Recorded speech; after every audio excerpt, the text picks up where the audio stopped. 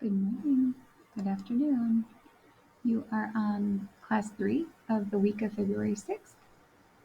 Hopefully you enjoyed a little bit of the nature music. That slide is in your materials today. I want to have that playing in the background a little bit. And you're going to need your headphones. So go ahead and get your earbuds or headphones on and continue this video. I'm at the Wisconsin State Reading Conference today. So I'll see you on Monday. Just a couple quick reminders. Please put your phone in the pouch or at least get it put away. It should not be a distraction to you at all during class. Please make sure that you follow our McWay norms of being respectful, responsible, engaged, and safe today, please. You're welcome to choose your seats, but after the sub takes attendance, please don't be disrespectful to my sub in any capacity, please. Also, please make sure that if you are moving, that you are still all working independently so that you can get through the lesson today.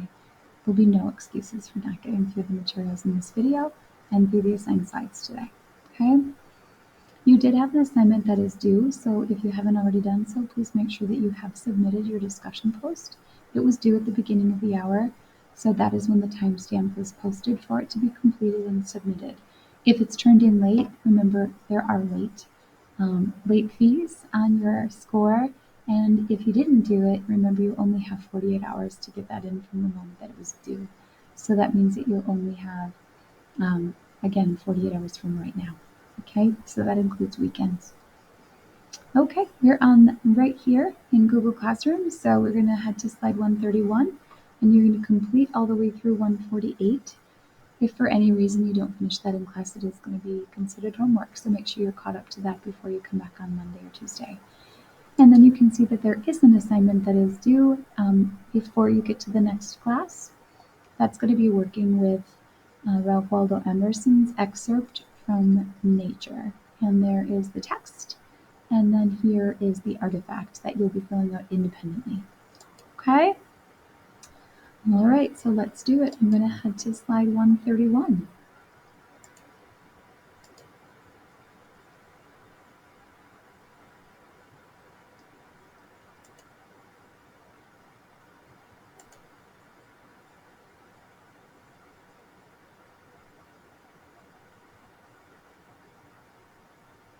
It's not frozen, we're just waiting for it to load. There we go.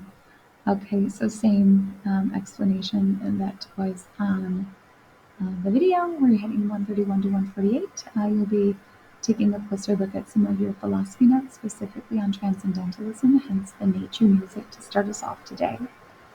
I am going to model for you how to apply transcendentalism to Ralph Waldo Emerson's excerpt from Nature.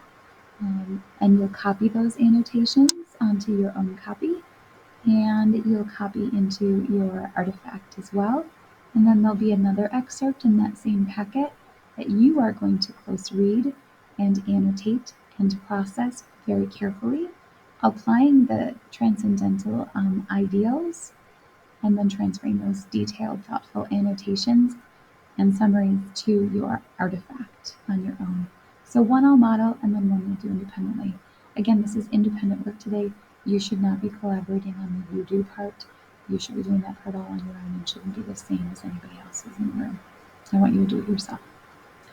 Homework, you're going to finish the assigned materials that are in our materials today, and that is working with Ralph Waldo Emerson's excerpt from Nature and Transcendentalism.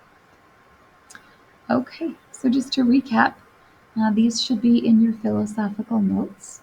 The philosophical lens focuses on the topics and questions in the text surrounding the human existence and experience.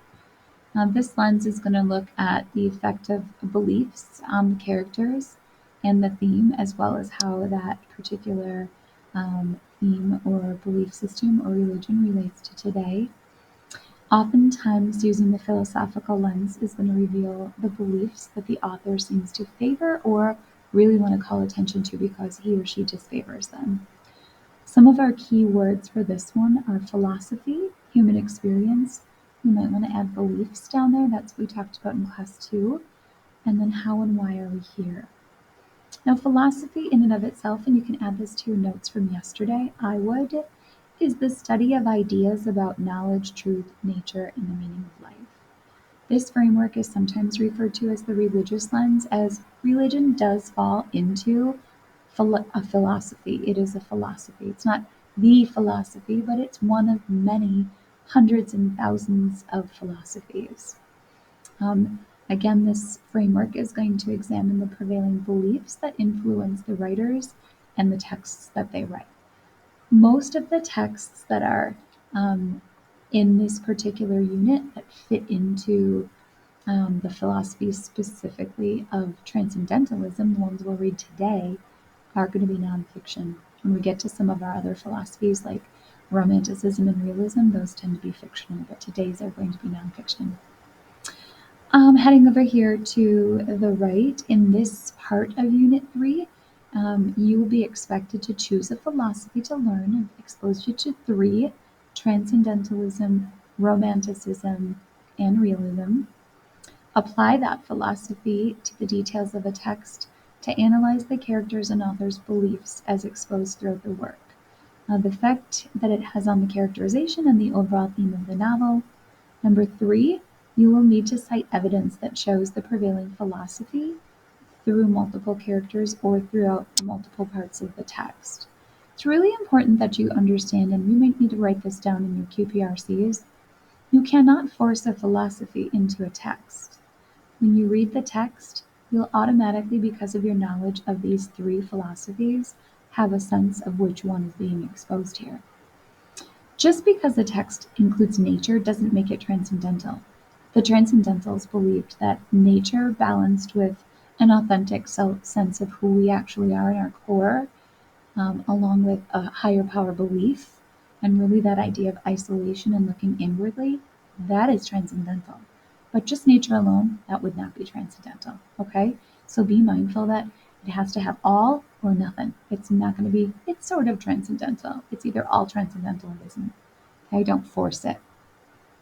Number 4, the big takeaway is that hopefully through this type of close reading using the philosophical lens, you're going to continue to establish a deeper understanding of your own philosophy and why we do what we do and why we think what we do.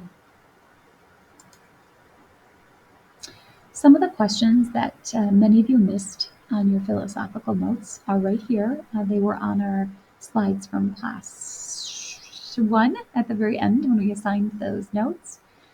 What message about life the author is trying to present throughout the work of literature?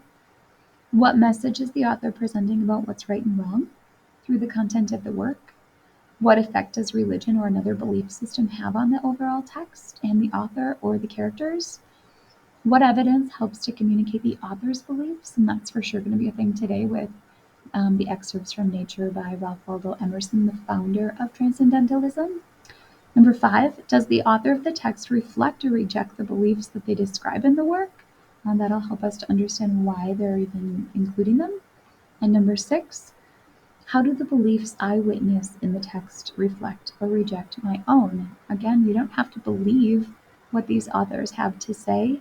You just have to be able to reflect on it and see if it's in stark contrast to what you believe, or maybe it helps you to understand yourself even better. Okay? All right, we've already covered that. That's in here twice. I don't know why, but I'll leave it for now.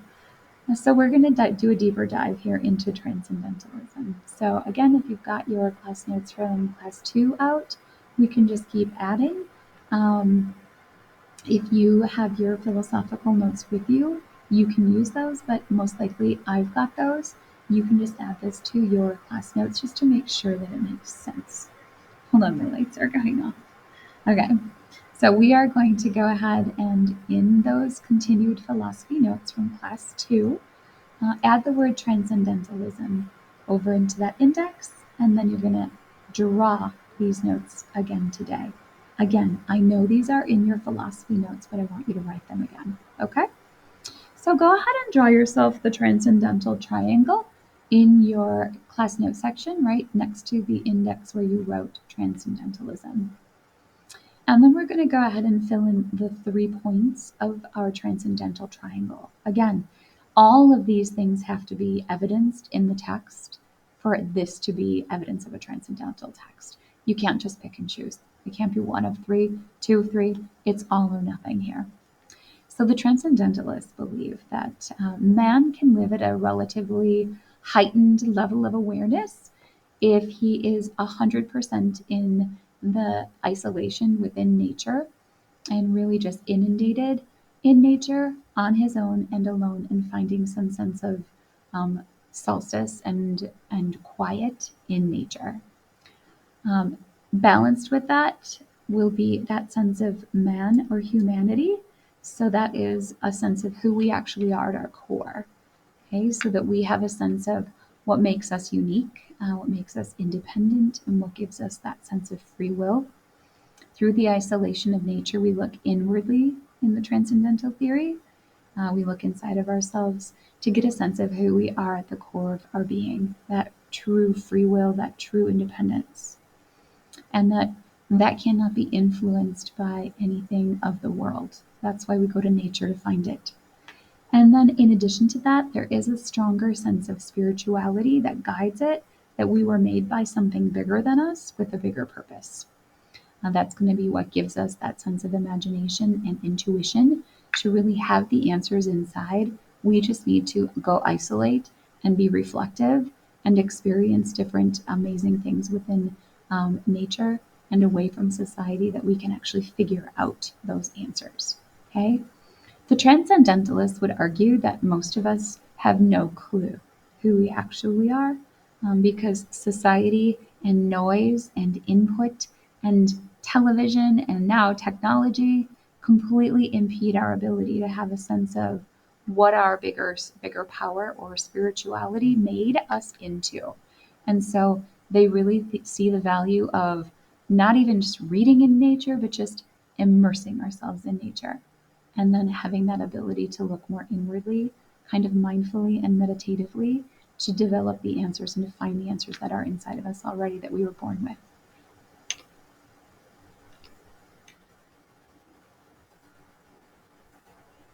Oops. Okay, so the first text that we're going to be reading is an excerpt from Ralph Waldo Emerson's Nature. This is just a tiny piece of a bigger document. I will walk you through this particular section, just a little piece. There are paper copies of it, which I will have you get from the back library shelf on the top. I'll have a pile of them. If you prefer to do this digitally, there is a digital copy of this for you as well in your assignment today in Google Classroom. Okay, so pause, go get situated, get what you need, but we're going to be annotating, and processing Ralph Waldo Emerson's excerpt from Nature. This is where the noise was. I'll play it while you go get your stuff.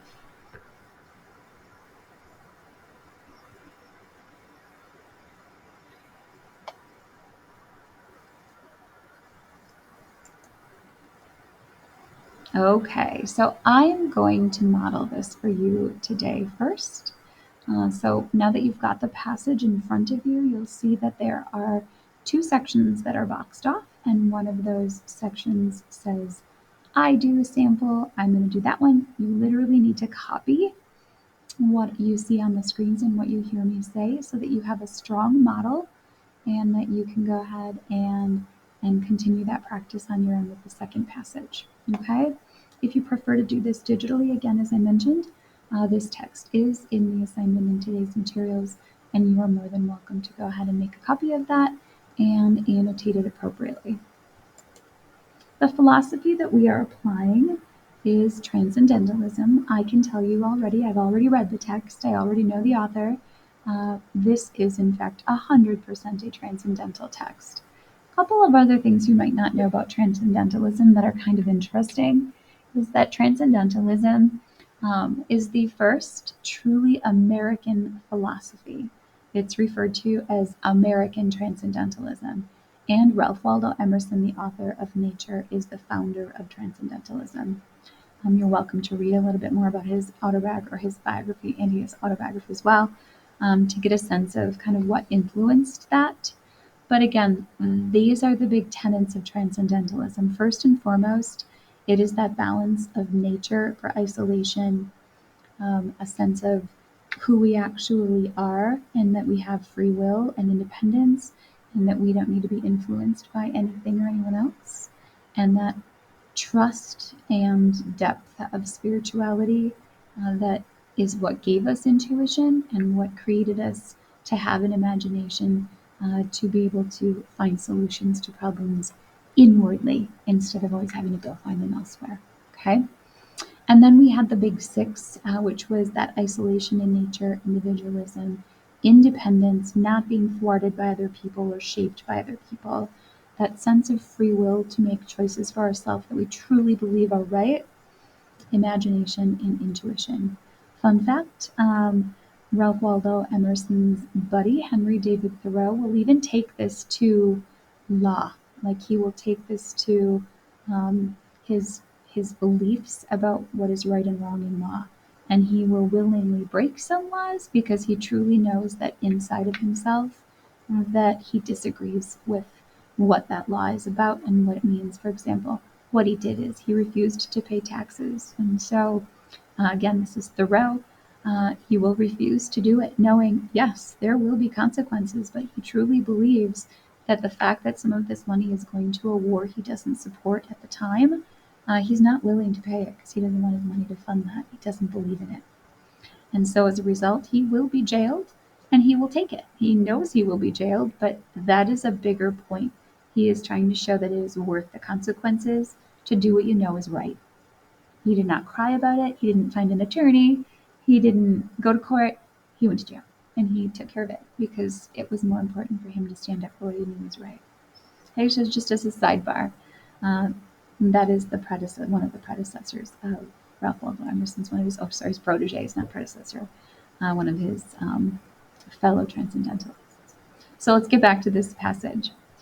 I'm going to read it to you first, and then you can see that I've created a key. I am going to use circles for any evidence of nature, squares for anything that relates to man, and blue for spirituality. Okay? So again, however you want to do that, there are markers in the library. Go ahead and help yourself to a highlighter. If you're doing this digitally, make sure that you are making sure all of these annotations make their way onto your sample. I'm going to read it first. To speak truly, few adult persons can see nature. Most persons do not see the sun. At least they have a very superficial seeing. The sun illuminates only the eye of the man, but shines into the eye and the heart of a child. The lover of nature is he whose inward and outward senses are still truly adjusted to each other, who has retained the spirit of infancy even into the era of manhood. His intercourse with heaven and earth becomes part of his daily food. In the presence of nature, a wild delight runs through the man in spite of real sorrows. Nature says, "He is my creature, and mark all his impertinence griefs. He shall be glad with me. Not the sun or the summer alone, but every hour and season yields its tribute of delight. For every hour and change corresponds to and authorizes a different state of mind, from breathless noon to grimmest midnight. Nature is a setting that fits equally well a comic or a morning piece. In good health, the air is a cordial of incredible virtue." So I've gone ahead and I've circled the word nature, sun, lover of nature, outward senses, heaven, earth, nature, man, nature, sun, nature says, and so this me antecedent is nature, summer, season, which I missed, nature again, air. So again, take a second, go ahead, and if I missed any other ones, circle any words in this passage that reflect nature. Then we're going to box man. And again, feel free to pause this video to do any of this if you need to if I'm moving too quickly. So I literally circled man. I would also go back and circle adult persons, the eye and the heart of a child, lover of nature, he, inward and outward senses, referring to human, manhood, man, he, I think that's all of them. If there's any I missed, go ahead and add those two, square those off. And then I've changed the font to blue for anything that reflects a sense of spirituality. So the idea of looking inward obviously is a spiritual method of looking. That is our inward sense. It's what is the core of who we are. For us, that is typically whatever kind of spirituality we believe that guides who we were created to be. So inward. Intercourse with heaven and earth becomes part of his daily food. In the presence of nature, a wild delight runs through the man in spite of real sorrows. Again, that's all a connection to spirituality. Now I'm going to dig a little bit deeper, and I'm going to paraphrase what I see in this text and pair it with our big six. That's why I've used the green font here. Okay.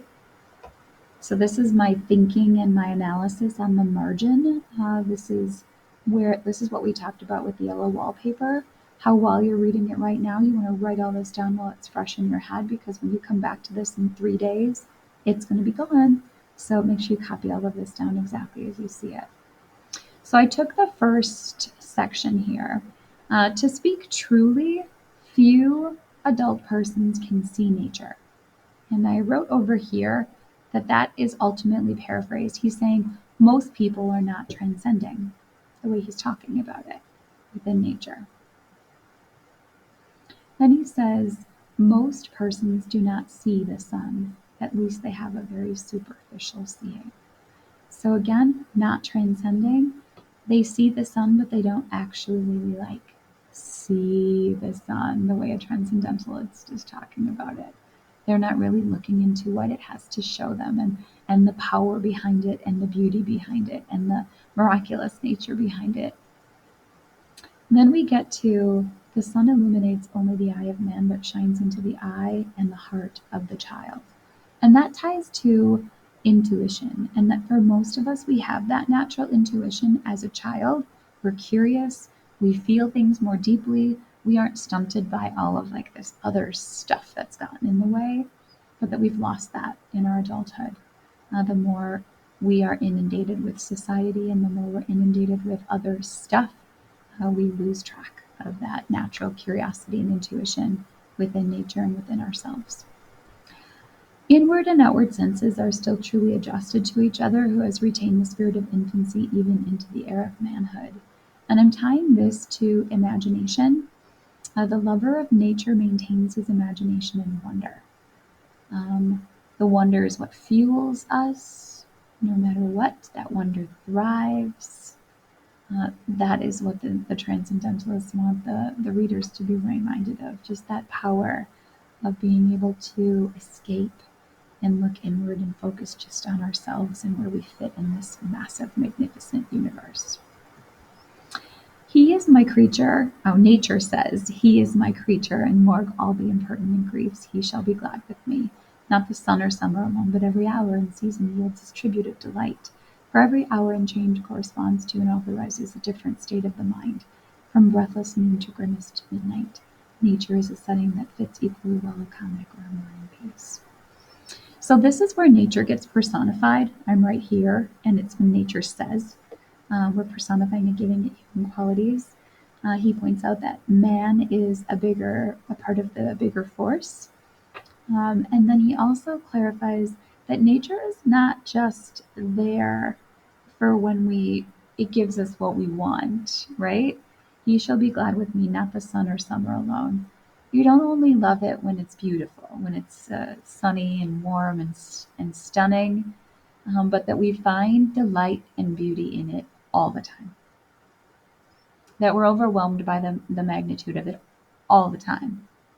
And that it is there for us. It doesn't go away. It's always right there in front of us, whether we're having a great day or the grimmest day or the grimmest time of day. It's there in the morning, it's there at midnight, it's there all the time. It doesn't go away. Even though we close our eyes, nature is still there supporting you and providing those needs that you have in isolation and fulfillment. Okay, I added a couple of optional annotations as well. This is all the layers on top of each other. So if you're not listening to this video, you are lost on this slide. Everything else we've covered, but I added these Q's, P's, R's, C's. So I've got some questions. I asked, what gets in our way? Like, what gets in our way of being able to continue to have that childlike vision of nature? How come we don't see it that way anymore? What changes in our adulthood that gets in the way? Reaction.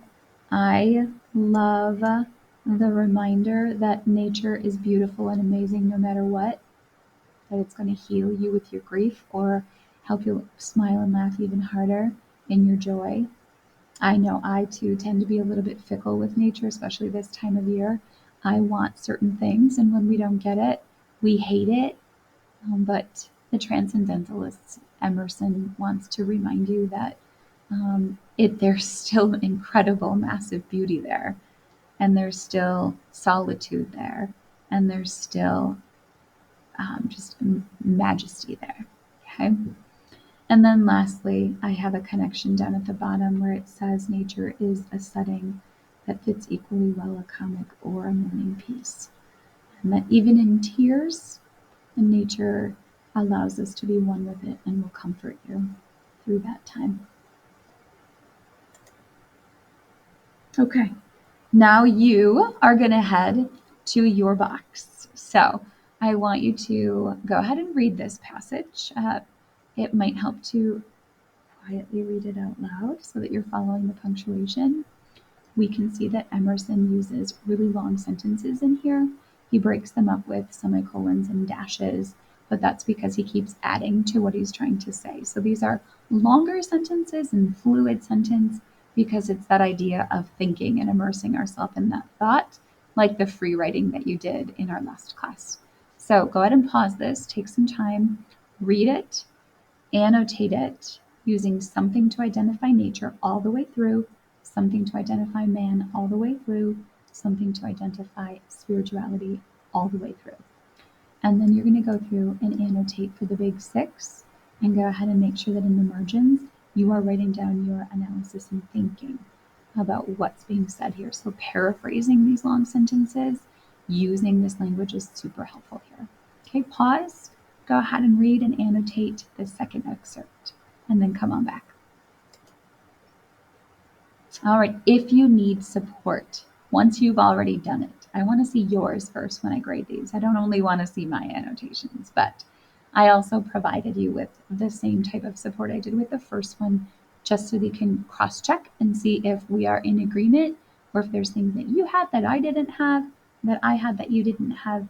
You might want to add any of these annotations in a totally different color so that you can see where it was my thinking and not yours, and I can see where it was my thinking and not yours. Same. Now I've added some QPRCs. These should definitely not be the same. We are not the same person. We do not have the same interactions. So feel free to be inspired by these, but these are my interactions. And now you're going to go to the second part of the assignment here. So if you go to the Google Classroom assignment, you'll find this piece of paper. It is attached in the assignment, so go ahead and make a copy of that. Change copy of to your last name, and then go ahead and you will fill in the parts that need filling in here: the date, the title, the philosophy the fact that we're using philosophical, which philosophy and details. And then there's a row on your artifact where I've already placed this information, okay? Read it so that you get a sense of what this should look like. And now your job is to go through and fill out the remaining rows using the second sample, not the first one. This is from the first one.